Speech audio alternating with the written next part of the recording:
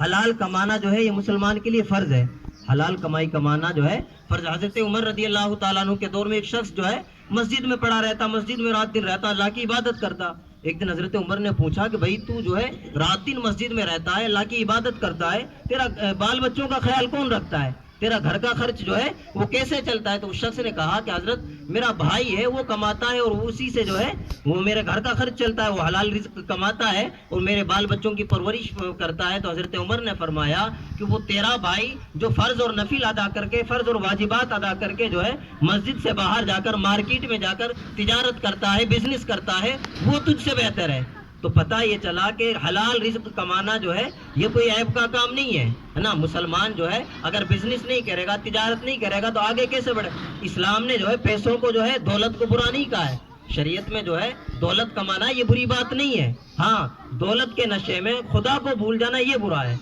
یعنی جو ہے دولت کے نشے میں، دولت کے گھمنڈ میں جو ہے اللہ کو بھلا دینا یہ برا ہے۔ ہاں دولت کمانا اسلام نے ہمارے جو ہے اسلاف، ہمارے بزرگان دین جو ہے بڑے بڑے مالدار تھے۔ حضرت امام ابو حنیفہ کے بارے میں بتایا جاتا ہے کہ وہ ایسا لباس پہنتے تھے، ایسا لباس پہنتے تھے کہ اس وقت کے بادشاہ کو بھی جو ہے اتنا قیمتی لباس نصیب نہیں ہوتا تھا جتنا لباس حضرت امام ابو حنیفہ رضی اللہ تعالیٰ عنہ جو ہے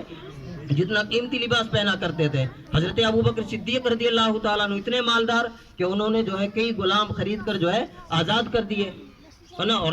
مسجد نبوی کی جو زمین ہے وہ حضرت ابو بکر صدیق رضی اللہ تعالیٰ عنہ نے جو ہے اپنے پیسوں سے خرید کر جو ہے مسجد کے لیے جو ہے وقف کر دی۔ اور حضرت عبد الرحمن بن عوف یہ بڑے مشہور صحابی ہیں، ان کے بارے میں تو یہاں تک آتا ہے کہ جب ان کا وصال ہوا، ان کا انتقال ہوا تو ان کے جب وارثین یعنی ان کے اولاد میں جب مال تقسیم ہونے لگا تو جو سونا جو تھا وہ فاوڑوں سے جو ہے کھینچ کر تقسیم کیا جاتا تھا۔ تو پتہ یہ چلا کہ جو ہے شریعت میں جو ہے مال برا نہیں ہے، پیسہ کمانا برا نہیں ہے، ہاں یہ برا ہے کہ ہمیں یہ تمیز کرنی چاہیے کہ بھئی ہم حلال کما رہے ہیں یا حرام کما رہے ہیں۔ اگر ہم نے جو ہے کہیں بھی تھوڑی سی بے ایمانی کی یا پھر جو ہے کہیں بھی دھوکہ دھڑی کی تو وہ جو ہے وہ رزق ہمارے لیے اب حلال نہیں رہا۔ مثلا ہم کاروبار ہی کرتے ہیں، اب اس کاروبار میں ہم کسی کو جو ہے غلط چیز دے دیں ہے نا کہ بھئی وہ جو ہے یہاں سے چلا جائے گا، اسے کیا معلوم ہے نا، یا جھوٹ بول کر ہم اس کو دے دیں تو یہ جو ہے دھوکہ ہوا ہے نا۔ اس طرح اگرچہ ہم اپنا مال بیچ رہے ہیں، بظاہر ہم اسے جو ہے حلال سمجھ رہے ہیں، لیکن ایسا دھوکہ کرنا جو ہے یہ شریعت میں جائز نہیں ہے نا۔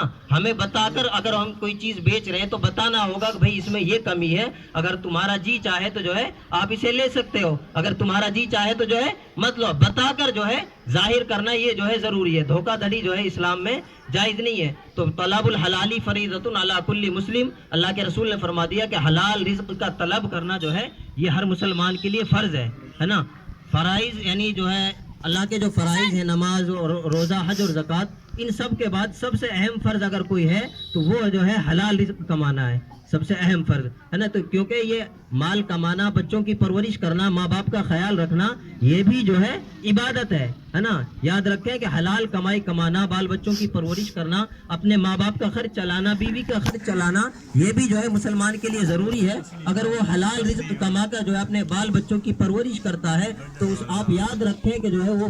جو ہے اللہ کی عبادت میں مصروف ہے۔ جو اس نے حلال رزق میں جو محنت کر کے جو اس نے پسینہ بہا کر جو ہے اس نے جو کمائی کی ہے، جو پیسے کمائے ہیں، تو وہ پیسے جو ہے اس کے لیے وہ پیسے کمانا بھی جو ہے اللہ نے عبادت میں شمار رکھا ہے۔ تو پتہ یہ چلا کہ اللہ تبارک و تعالیٰ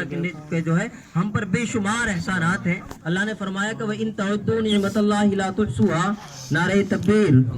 نعرہ رسالت، شیر میوات، حضرت علامہ مفتی اسحاق صاحب قبلہ۔ درود پاک پڑھ لیں، اللہم صلی علی سیدنا مولانا محمد مبارک وسلم، صلو علیہ صلاۃ و سلام علیک یا نبی اللہ وسلم علیک یا حبیب اللہ صلی اللہ تعالی علیہ۔